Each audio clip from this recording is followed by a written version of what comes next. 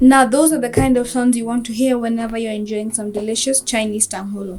Hello everyone, Budding Chef Eric here and welcome back to the channel.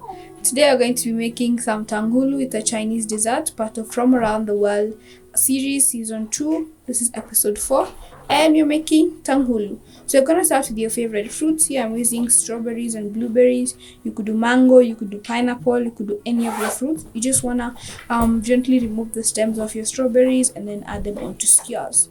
Set them aside and then you can now make that syrup that goes around.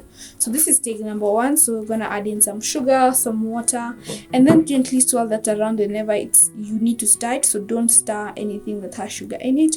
And just to confirm if it's at the hard crack stage, you're just gonna take a little bit of it, add it onto a plate, and if it fully solidifies and becomes hard, it's ready. Add in your red food coloring and mix. Now the problem that I made here is I mixed with a metal spoon.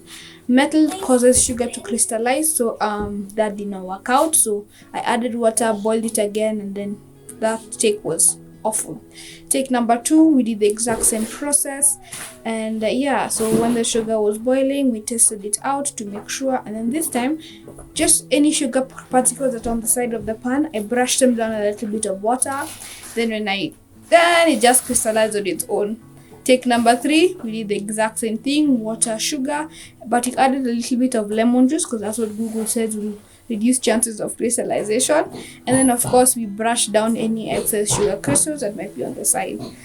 And then you added some red food coloring and mixed with a wooden spoon or a mwiko.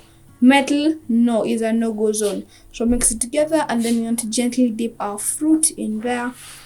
I don't know we add red food coloring is because strawberries are red and you'd like to amp that beautiful color. So if you have any other fruit, you can add the color for that specific fruit.